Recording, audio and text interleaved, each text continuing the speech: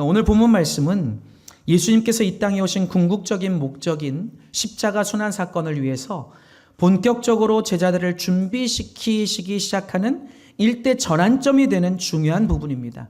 시간적으로 본다면 예수님의 십자가 순환 사건으로부터 약 2달 전쯤의 상황인 것이죠.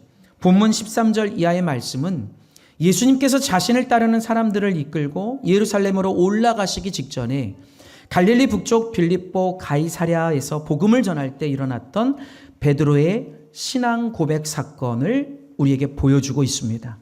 예수 그리스도에 대한 올바른 인식은 예수님을 믿고 따르는 그리스도인들의 신앙과 신학에 있어서 가장 중요한 문제이기 때문에 오늘 본문 16절 말씀에 나오는 베드로의 신앙 고백은 너무나도 중요하고도 특별한 의미를 가지고 있는 것이죠. 여러분에게 예수 그리스도는 어떤 분이십니까? 여러분에게 예수님은 어떤 의미이고 어떤 존재이십니까? 온 인류에게 있어서 나사렛 출신의 예수가 어떤 분인가 하는 문제는 모든 인류의 운명을 바꿔놓게 됐어요. 실제로 인류의 역사도 예수님이 오시기 전과 오신 이후로 나뉘고 있죠. 우리가 기원 전이다, 기원 후이다 얘기할 때 영어로 BC, AD라고 이렇게 우리가 그렇게 우리가 표현을 하는데 BC는 뭡니까? Before Christ, 그죠? 예수님 탄생 이전을 뜻하는 거죠. AD는 뭡니까? Anno Domini라고 그래서 After Christ예요. 그러니까 예수님 탄생 이후를 뜻하는 거예요. 자, 여러분, 기원 전과 기원 후를 나눌 때 그 기준이 뭐라고요? 예수 그리스도라는 거예요. 온 인류가 기원 전과 기원 후를 나눌 때 그 기준 되는 것이 예수 그리스도라는 거예요. 예수 그리스도가 어떤 존재인가, 어떤 분인가 하는 문제는 인류의 운명에 있어서 이 정도로 엄청난 영향력을 가지는 것입니다.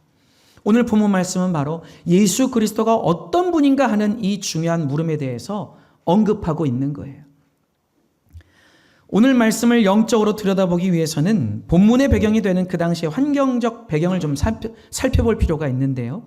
13절에 나오는 가이사랴 빌립보는 예루살렘으로부터 약 190km 정도 떨어진 헤르몬산 근처의 성읍이었는데 이곳은 특히 바알과 우상 숭배가 아주 유명한 곳이었어요. 근데 그렇게 우상 숭배로 가득한 지역에서 베드로가 예수님 앞에서 참된 신앙 고백을 했다는 사실은 현재를 사는 우리에게 영적으로 큰 도전과 의미를 주고 있습니다. 왜냐하면 그 시대의 환경적 상황이 지금 이 시대 현재 우리의 상황과 크게 다르지 않기 때문이에요.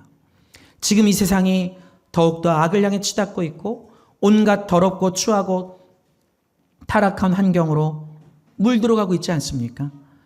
더욱이 코로나를 겪은 뒤로는 세상에 속한 사람들 뿐만 아니라 주님을 믿는다고 하는 크리스천들조차도 세상의 가치관과 잘못된 풍조에 점점 타협하면서 살고 있습니다. 너무나 많은 우상 숭배와 타락과 거짓과 타협으로 인해서 이제 크리스천들도 무엇이 진짜인지 가짜인지, 무엇이 옳고 그른지, 무엇이 하나님 말씀에 합당한 건지 그렇지 않은 건지를 잘 분별하지 못하는 실로 위험한 상황에까지 이르렀고요. 교회 안에까지 물질 만능주의와 인본주의가 팽배해지고 있다는 사실이에요. 심지어 이제는 하나님, 예수님, 성령님, 삼위일체 하나님에 대해서조차 사람들의 입맛대로, 사람들의 생각대로 바꾸고 변질시켜가고 있어요. 성경 말씀도 점점 인본주의에 맞춰서 사람들의 입맛대로 변질시키고 퇴색시켜 갑니다. 우리를 향하신 하나님의 명령조차 그냥 인간의 선택사항 정도로 전락시켜 버립니다. 그런데 이런 시대적 상황 속에서 예수님은 우리에게도 동일한 질문을 하십니다. 너희에게 나는 누구이냐? 너에게 나는 어떤 존재이냐 하는 거예요. 여러분, 오늘 본문 말씀에서 예수님은 왜 제자들에게 이런 질문을 던지신 걸까요? 누구보다 예수님에 가장 가까이에 있었고 예수님을 잘 알 법한 제자들이었을 텐데 예수님은 그런 그들에게 왜 이런 질문을 던지신 걸까요? 현재를 살아가는 우리는 예수님의 이 질문의 의미를 반드시 깨달아야 합니다. 오늘 설교 말씀을 통해서 여러분 안에 예수 그리스도가 바르게 깨달아지고 여러분의 신앙생활이 참되고 바르게 회복되기를 다시 한번 주님의 이름으로 축복합니다. 우리 첫 번째로 따라해 볼까요? 신앙은 예수를 바르게 아는 것에서부터 시작된다. 우리 다시 한번 해볼까요? 신앙은 예수를 바르게 아는 것에서부터 시작된다. 아멘. 예수님께서 전국에 흩어져서 전도여행을 하고 돌아온 제자들과 함께 가이사랴 빌립보 지방으로 쉬러 가셨을 때 갑자기 제자들에게 질문을 하십니다. 먼저 일반 군중들의 생각에 대해서 물어보셨어요. 얘들아, 사람들이 나를 누구라고 하더냐? 사람들이 나를 누구라고 하더냐? 다수의 일반 사람들이 예수님을 어떤 존재로 여기는지, 어떤 존재로 인식하고 있는지를 물어보신 거예요. 예수님이 군중들의 생각과 마음을 모르셔서 물어보신 걸까요? 아니죠. 예수님은 수많은 군중들이 예수님을 누구로 어떤 존재로 생각하고 있는지를 이미 알고 계셨습니다. 다수의 군중들이 어떤 목적으로 예수님을 따르고 있는 건지도 알고 계셨어요. 자, 예수님의 질문에 제자들이 이렇게 답을 합니다. 어떤 사람은요, 세례 요한이라고 하고요. 어떤 사람은 예수님을 엘리야라고 하고요. 또 어떤 사람은 예레미야나 예언자들 중에 한 사람이라고 합니다. 마태복음 14장 1절에서 2절의 말씀을 보시면 실제로 그 당시에 헤롯 왕 역시도 예수님을 단지 세례 요한처럼 여기고 있었다는 것을 알 수 있습니다.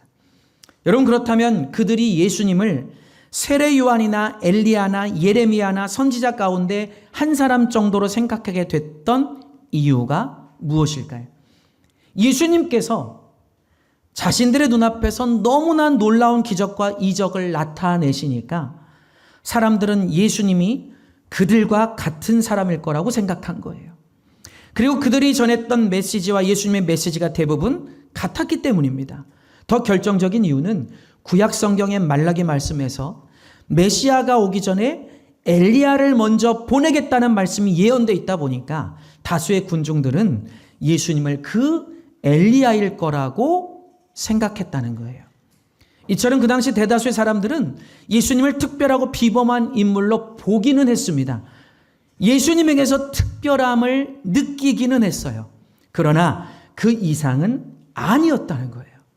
대다수의 사람들은 예수님을 메시아, 구원자, 구세주로 본 것이 아니었다는 겁니다. 그렇기 때문에 예수님은 사람들이 예수님에 대해서 제대로 바르게 깨닫고 바르게 알게 되기를 바라고 계셨어요. 일반 군중들의 생각을 물으신 예수님은 이제 제자들에게도 똑같은 질문을 하십니다. 그러면 너희는 나를 누구라 하느냐? 따라합시다. 너희는 나를 누구라 하느냐? 여러분, 예수님의 이 두 번의 질문을 잘 보시면 예수님이 가장 물어보고 싶으신 대상이 누구였던 것 같습니까? 군중이었을까요? 제자들이었을까요? 제자입니다. 다수의 세상 사람들은 그렇다 치고, 자, 그렇다면 나와 함께 동고동락했던 너희들, 늘 나에게서 영적인 말씀을 듣고 가르침을 받은 너희들은 나를 누구라 생각하느냐? 너희들에게 있어서 나는 어떤 존재이냐 하는 거예요. 예수님은 대다수 군중들의 생각보다 예수님을 사랑한다고 하는 제자들의 대답을 더 듣고 싶으셨던 거예요. 이때 베드로가 나서서 이렇게 답을 드리죠. 주는 그리스도시요 살아계신 하나님의 아들이십니다. 할렐루야. 여러분, 지금 우리는 알기 때문에 이 고백을 당연시 생각하지만 이것은 그 당시 아무나 대답할 수 있는 그런 대답이 아닙니다. 예수님도 놀라워하시고 감동받으실 그런 고백이었어요. 이 경상도 사람 할머니들이 그 동네 교회 초대를 받아서 교회 가서 이제 예배도 드리고 식사 대접도 받으셨는데, 식사 후에 설교 때 들은 예수님에 대해서 이제 서로 할머니들이 모여서 이렇게 대화를 하셨대요. 야야, 예수가 어떻게 죽었다고? 니한테 그것도 모르나? 못에 찔려 죽었다 안 카나? 그러니까 다른 할머니가 물어봅니다. 예수가 누구? 그러니까 또 다른 할머니가 이렇게 답을 해줬답니다.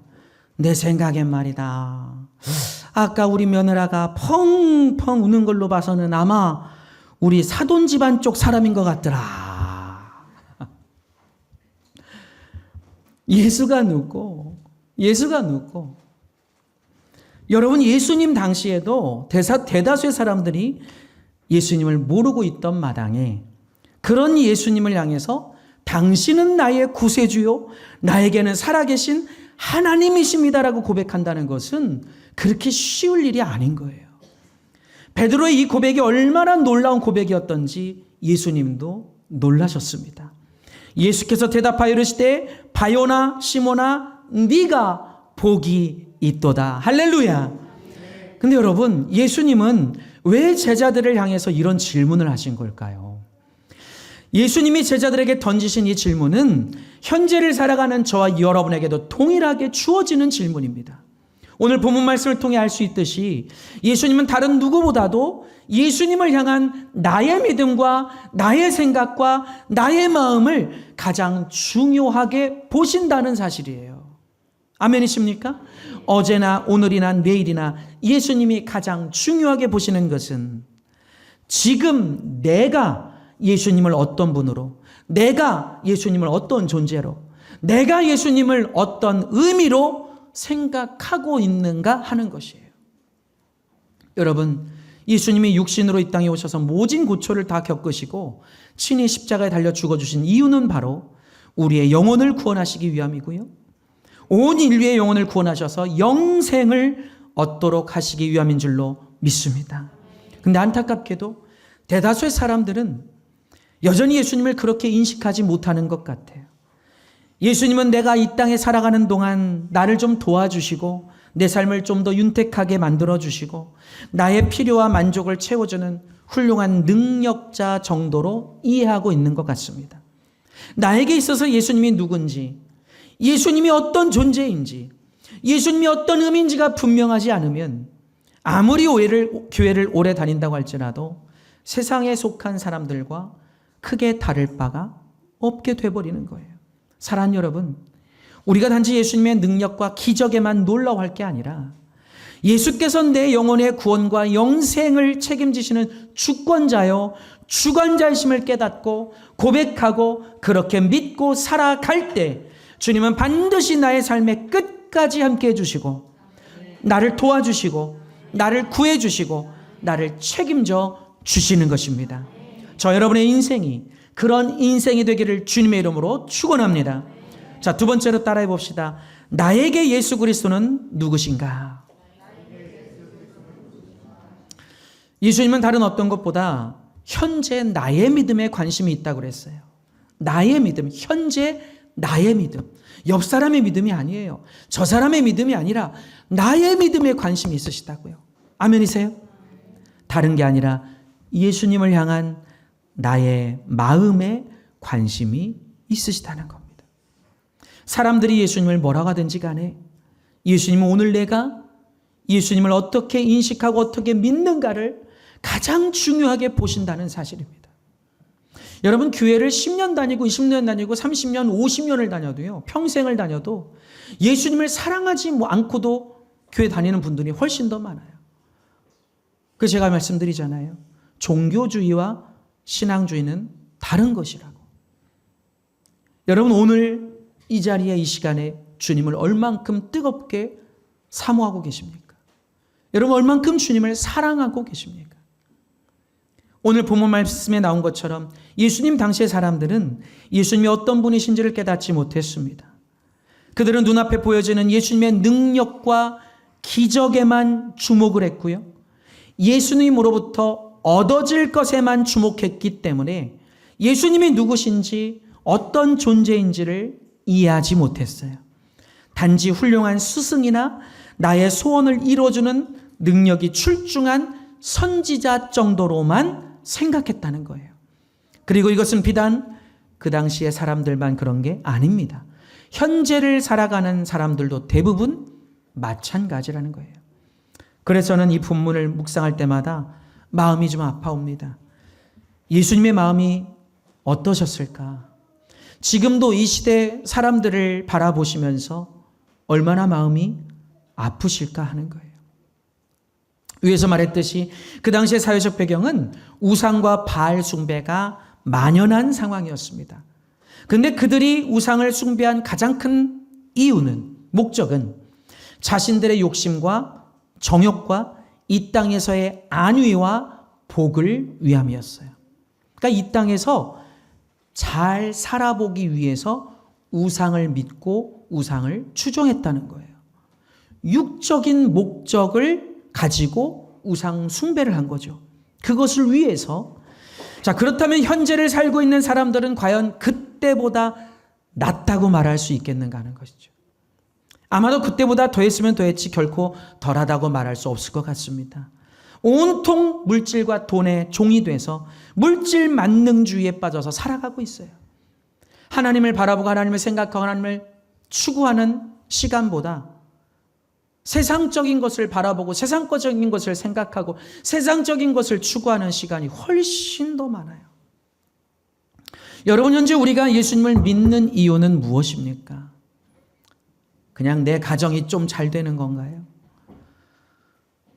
그냥 먹고 살기 좋아졌으면 좋겠는 그런 겁니까? 아니면 내 자녀들이 어려움 겪지 않고 좋은 학교, 좋은 학원 들어가서 여유 있게 배우고 여유 있게 먹고 마시면서 그렇게 살도록 만들기 위한 건가요? 여러분, 우리가 예수님을 믿고 따르는 이유가 뭡니까? 우리는 과연 예수님을 어떤 목적으로, 어떤 시선으로, 어떤 이유로 찾고 구하고 따르는 걸까요? 어쩌면 우리도 예수님을 구주로 바라보기보다는 이 땅에서의 나의 안위와 만족과 욕심을 채우기 위해서, 내 육신의 소욕을 위해서 예수님을 필요로 할 때가 더 많지 않을까 하는 거예요. 우리는 항상 이것을 냉철하게 돌아보고 점검할 수 있어야 할 것입니다. 만약 진실로 우리가 주님을 사랑하고 주님을 갈망하는 마음 하나로 나의 구원자요, 나의 인생의 주인으로서 예수님을 바라보고 찾고 구하고 의지하는 게 맞다면 우리는 언제든지 주님의 질문에 분명한 답을 드릴 수 있을 것입니다. 그리고 어떤 상황, 어떤 형편에서든지 두려워하지 않고 타협하지 않고 포기하지 않고 주님을 믿고 의지하면서 나아갈 수 있을 것입니다. 주님이 어떤 분이신지를 제대로 알기 때문이죠. 여러분, 지금 나에게 있어서 예수님은 어떤 존재이며 어떤 의미입니까? 혹시 예수님을 요술램프의 지니처럼 내가 필요할 때만 찾고 부르는, 내 필요를 채워주는 그런 존재로 생각해서는 안 될 것입니다. 단지 이 땅에서의 내 안위와 행복과 만족을 책임져주는 그런 존재로만 여겨서는 안 될 것입니다. 우리가 예수님 당시의 수많은 군중들처럼 그렇게 예수님을 인식해서는 안 될 것입니다. 여러분, 우리는 종교인으로 전락해서는 안 돼요. 아멘이십니까? 여러분, 우리는 종교인으로 살아가서는 안 되는 거예요. 예수님은 우리의 구원자요 인생의 주인이 되십니다. 예수님을 구주로 바르게 인식하고 바르게 섬겨갈 때 주님은 반드시 우리의 구원자가 되어주시고 우리 인생을 책임져 주실 것이에요. 오늘도 우리가 함께 뜨겁게 찬양했죠. 내 마음의 한 자리, 가장 귀한 그 자리, 주여 오셔서 나의 주인이 되어주시옵소서. 여러분, 우리 인생에 예수님은 어떤 의미입니까? 사랑하는 여러분, 오늘 말씀을 통해 깨닫고 새롭게 되기를 주님의 이름으로 축원합니다. 세 번째로 따라할까요? 예수님은 나의 구주이십니다. 우리 옆에 분에게 우리 서로 함께 이렇게 좀 고백해 볼까? 예수님은 나의 구주이십니다. 아멘. 본문 16절 말씀에서 베드로가 고백한 주는 그리스도시요 살아계신 하나님의 아들이십니다라는 이 고백은 지금 현재를 살아가는 우리가 언제 어디서든 자신 있게 고백할 수 있어야 할 것입니다. 지금 시대를 살아가는 우리가 우리의 삶을 통해서 이 신앙 고백을 증명할 수 있어야 할 것입니다. 진실로 내가 예수 그리스도를 나의 구원자요 내 인생의 주인으로 삼고 있는가? 실제 삶을 통해서 이것을 하나님께 보여드릴 수 있어야 한다는 거예요. 저번 주 설교 말씀에서 우리 인생은 뭐라고 그랬죠? 우리 인생은 풍랑 속에 있는 배와 같다고 그랬어요. 풍랑 속에 있는 바다 위에 있는 배와 같다. 인생길에는요, 좋을 때, 기쁠 때, 평안할 때, 만족스러울 때만 있는 게 아니죠. 시험이 있거나 문제가 있거나 환란이 있거나 어려움이 있을 때도 있는 겁니다. 그런데 그때 그럼에도 불구하고 내가 예수님을 구주로 믿는 사람답게 믿음과 신앙으로 넉넉하게 헤쳐나갈 수 있을 것인가 하는 거예요. 본문 말씀 17절에서 예수님은 베드로의 이 신앙 고백이 인간의 지혜로 한 것이 아니라 전적인 하나님의 은혜에 의해서 이루어진 것임을 분명하게 가르쳐주고 계십니다.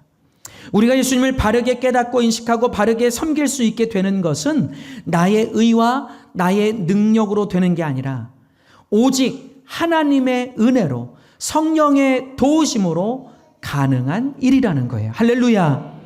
여러분, 그렇기 때문에 우리가 한순간도 주님하고 멀어져서는 안 된다는 거예요.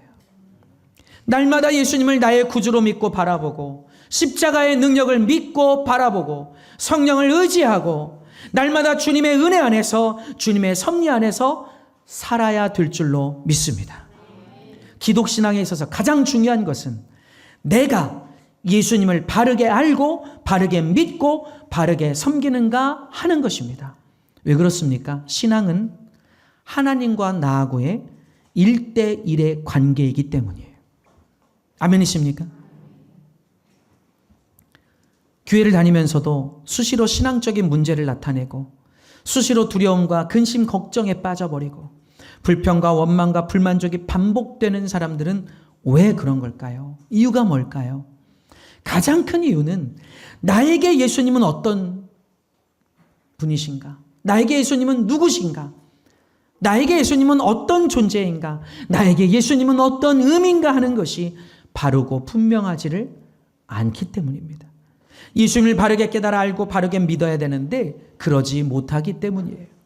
예수 그리스도가 내 영혼의 구원자요, 내 생명의 주관자요, 내 인생의 절대 주권자요, 내 삶의 모든 능력이 되시는 분이라는 사실을 분명하게, 명확하게, 제대로 깨달아 알고 인지하고 믿고 있다면 어떤 상황에서도 쉽게 영향받고 흔들리고 타협되지 않습니다. 쉽게 두려워하고 낙심하고 좌절하고 절망하고 넘어지지 않습니다. 눈앞에 무엇이 아직 보이지 않아도 주님이 주시는 소망으로 믿고 기대하고 찬송하고 나아갈 수 있게 됩니다. 그리고 주님이 주시는 평강과 평안과 기쁨과 감사와 은혜와 축복을 누릴 수 있게 된다는 거예요. 사랑하는 여러분, 예수님이 누구신지, 예수님이 우리에게 어떤 존재이신지 바르고 분명하게 알지 못하면 타락한 이 세상에서 우리는 그리스도인답게 살아갈 수 없습니다. 내가 예수님이 누구인지 바르게 알고 바르게 믿지 못하면 이 땅에서의 수많은 문제와 시험과 어려움 속에서 구별된 하나님의 자녀로 하나님을 기쁘시게 하는 삶을 살기가 어렵다는 거예요. 그렇게 되면 내 인생이 어떻게 될까요? 나름대로는 열심히 산다고 사는 것 같은데 이상하게도 내 인생은 똑같이 고되고 어렵고 힘들기만 하고 만족감이 느껴지지 않고 평안을 느끼지 못하고 행복감을 느끼지 못하고 다양한 문제들로부터 헤쳐나올 수 없게 되어버립니다. 마음의 어려움과 염려와 근심, 걱정과 고통과 두려움과 좌절과 원망과 불만족이 수시로 반복되어 버리는 거예요. 하나님 나라에 대한 소망이 점점 희미해집니다. 그러다 더 나아가서는 구원의 확신과 감격마저 잃게 돼버릴 수 있어요. 여러분, 예수님이 누구인지 바르게 깨달아 알고 바르게 믿지 못하면 우리 인생은 세상 사람들과 다를 바가 없게 돼버립니다. 바라건대 우리 꿈 있는 교회 교우들 모두가 예수 그리스도를 바르게 알고 바르게 섬기는 진실로 복된 그리스도인 되기를 주님의 이름으로 축원합니다. 너희는 나를 누구라 하느냐? 여러분, 오늘 본문 말씀에서 예수님이 던지신 이 질문은 너무나도 중요합니다. 나에게 있어서 예수 그리스도가 누구인가, 어떤 존재, 어떤 의미인가 하는 것에 따라서 내 인생 자체가 달라질 수 있기 때문이에요. 여러분, 지금 여러분에게 있어서 예수님은 누구십니까? 과거가 아니라 지금 현재 여러분에게 있어서 예수님은 어떤 존재이십니까? 혹시 별다른 특별한 의미 없이 그냥 어떤 인간적인 목적이나 종교주의로 예수님을 따르고 계시진 않습니까? 형식적으로 따르고 계시진 않습니까? 습관적으로 어쩔 수 없이 따르고 계시진 않습니까? 여러분 인생에 있어서 예수님이 주시는 영향력은 무엇입니까? 저는 우리 꿈 있는 교회 교인들이, 성도 여러분들이 날마다 이런 고백이 많아졌으면 좋겠어요. 목사님, 하나님이 오늘도 나에게 은혜를 베풀어 주셨어요. 목사님, 하나님께서 저에게 은혜를 주셔서 제가 이길 수 있었어요. 하나님께서 오늘도 나에게 은혜를 주셔서 내가 견딜 수 있었어요. 목사님, 하나님께서 이 보잘것없는 나에게 오늘도 은혜를 베풀어 주셨습니다. 여러분, 이 고백이 여러분의 입에서 넘쳐나기를 주님의 이름으로 축원합니다. 여러분, 이게 그리스도인의 삶이라는 거예요. 힘들고 어려울 때 그럼에도 불구하고 예수님 바라보고 기도하고 무릎 꿇으니 주님께서 도와주시고 건져주시고 구원해 주시고 인도해 주시더라. 우리 삶에 간증이 넘칠 때 하나님의 영광이 크게 나타날 수 있게 되는 거예요. 사랑하는 여러분, 우리가 좀 이렇게 신앙생활 해야 되지 않겠냐는 것이죠.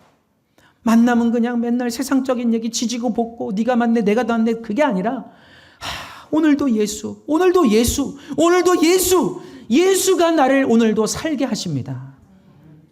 이게 믿음 아니겠어요? 여러분, 예수님이 오늘 여러분에게 주시는 영향력은 무엇입니까? 예수님으로 인해서 살게 되는 그 영향력이 무엇입니까? 현재 여러분의 삶에서 예수님이 차지하고 있는 비중은 어느 정도입니까? 여러분, 혹시 자녀보다 예수님을 덜 사랑하신다면 우리 여러분 정말 오늘 회개할 수 있어야 돼요. 자녀보다도 예수님이 우선순위가 아니라면 우린 정말 주님 앞에 회개할 수 있어야 돼요. 왜입니까?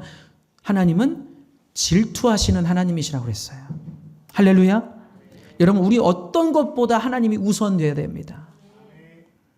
지금 여러분에게 있어서 예수님은 어떤 의미입니까?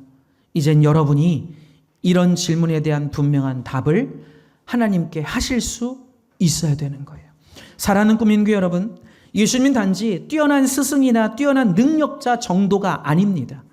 단지 우리를 가르치시고 우리를 고치시고 치유하시고 우리의 필요를 조금 해결해 주시는 정도가 아니라 예수님은 내 영혼의 구원자이시고 내 인생을 보호하시고 책임져 주시는 구주이시라는 것입니다.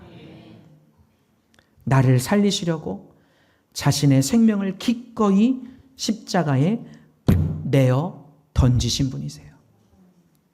나를 위해 밤이고 낮이고 졸지도 주무시지도 아니하시고 나를 살펴주시고 언제 어디서든 나와 함께 동행해 주시는 분이십니다.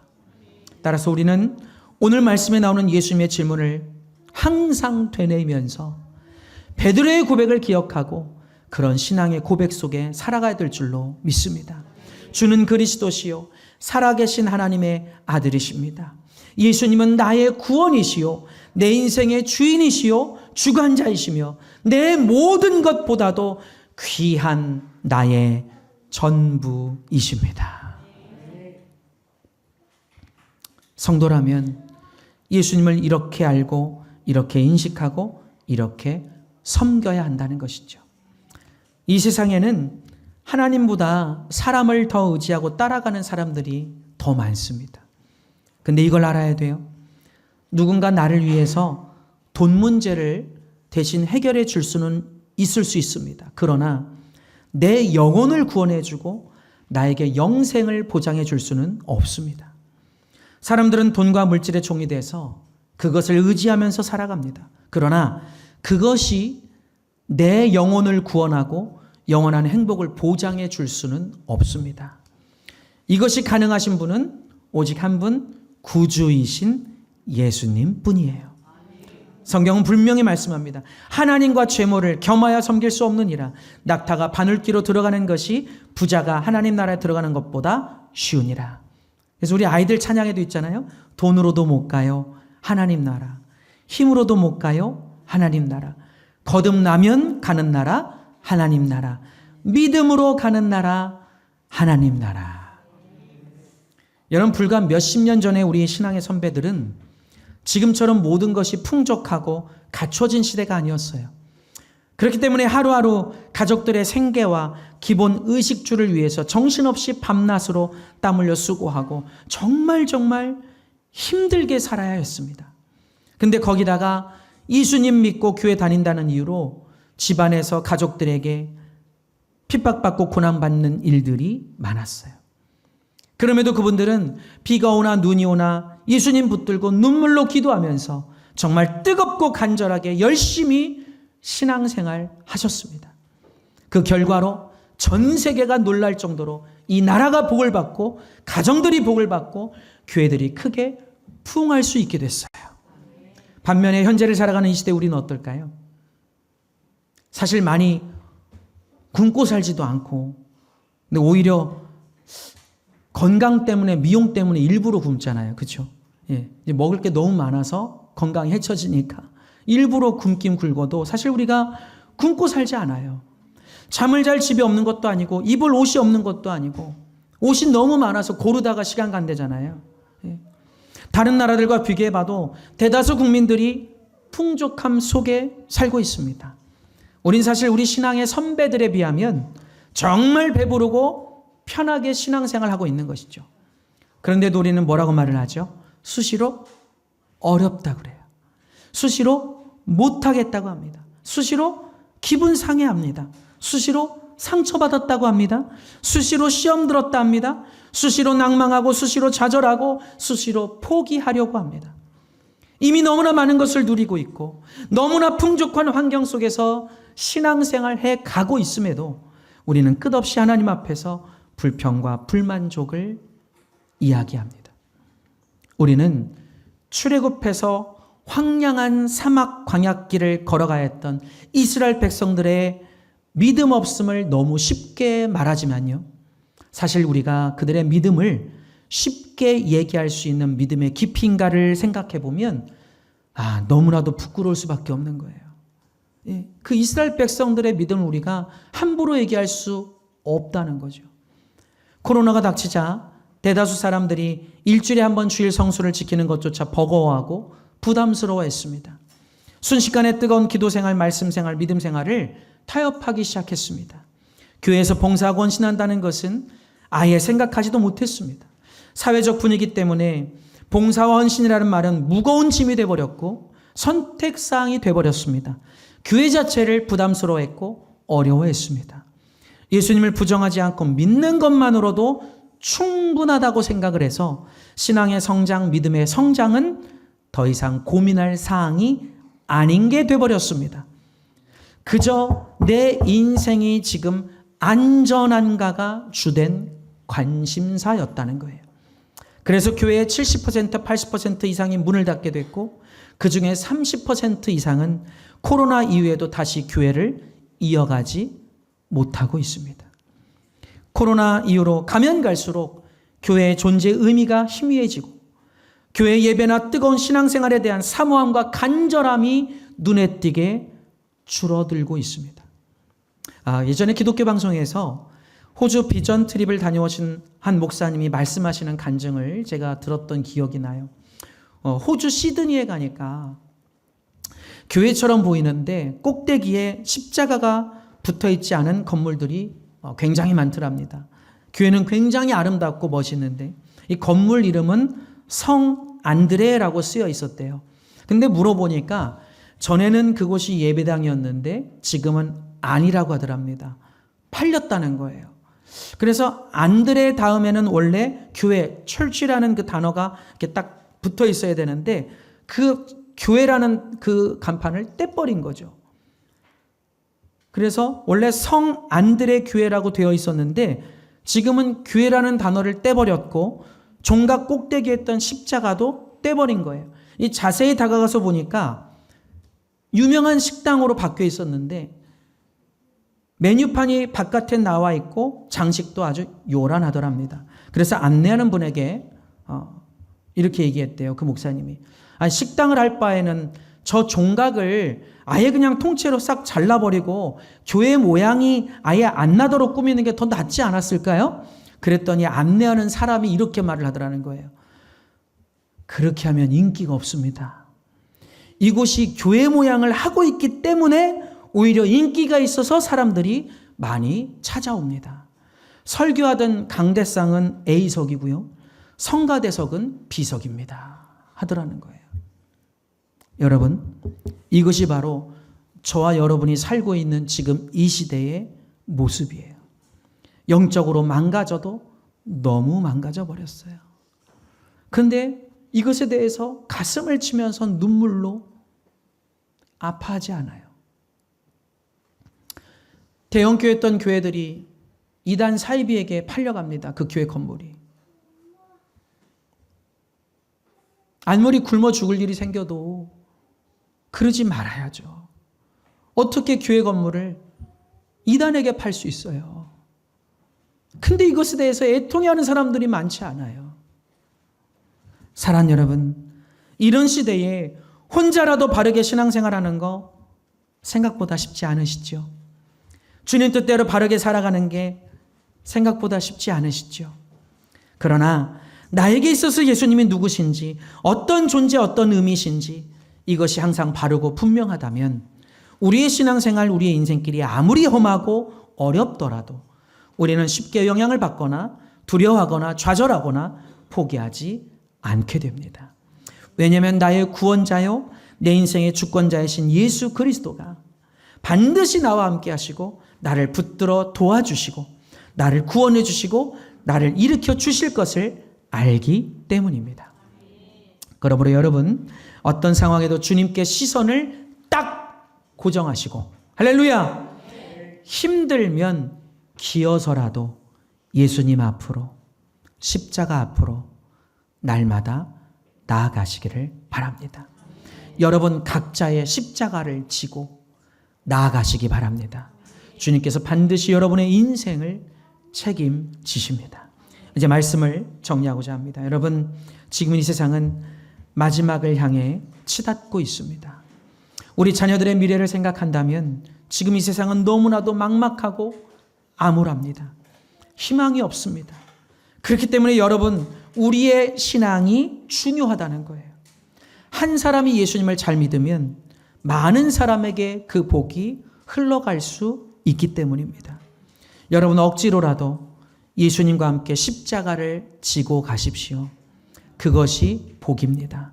누가복음 23장 26절 말씀해 보시면 그들이 예수를 끌고 갈 때 시몬이라는 구레네 사람이 시골에서 오는 것을 붙들어 그에게 십자가를 지워 예수를 따르게 하더라. 아멘. 예수님의 십자가를 지고 가시다가 쓰러지셨어요.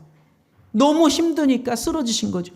쓰러지셨을 때 그 근처에 있던, 그 옆에 있던 구레네 사람 시몬이 예수님의 십자가를 억지로 대신 지고 가게 된 거예요. 어떻게 해요? 억지로. 따라합시다. 억지로. 십자가를 자기가 정말 제가 질게요, 제가 지고 싶어요가 아니라 사람들이 등 떠밀어서 당신이 좀 져주세요. 억지로 십자가를 대신 지고 갔다는 거예요. 그런데 로마서 16장 말씀에 보면요, 놀라운 사실이 기록되어 있습니다. 이 사람의 아내와 자녀와 그의 가정이 하나님의 놀라운 축복을 얻게 되었음을 성경이 기록하고 있는 거예요. 바울이 칭찬할 정도로 그의 가정은 하나님이 세우신 축복의 가정이 된 줄로 믿습니다. 구레네 사람 시몬이 비록 억지로 십자가를 지고 가게 됐지만 그럼에도 주님은 그와 그의 가정을 축복하시고 책임져 주시고 세워주셨다는 사실이에요. 현재의 삶이, 신앙의 길이 예수님의 십자가가 때때로 어렵게 무겁게 느껴지더라도 주님을 믿고 억지로라도 십자가를 지고 걸어가면 주께서 우리를 복되게 만들어 주십니다. 너는 나를 누구라 하느냐? 너는 나를 누구라 하느냐? 예수님의 이 질문은 현재를 사는 저 여러분에게 주시는 질문입니다. 따라합시다. 나에게 예수님은 누구십니까? 여러분, 지난 과거는 중요하지 않아요? 현재가 중요합니다. 오늘이 중요합니다. 오늘의 믿음이 중요합니다. 과거에 뜨거웠던 것 더 이상 얘기하지 말고 오늘의 믿음을 뜨겁게 할 필요가 있다는 거예요. 제가 어저께 새벽까지, 오늘 아침까지 예배를 다시 한번 정리하고 준비하고 마무리를 하면서 기도를 하는데 얼마나 회개를 했는지 몰라요.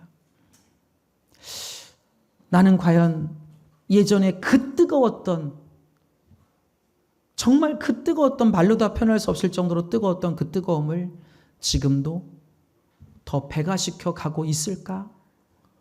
주님 앞에서 나를 돌아보니 그렇지 못한 거예요.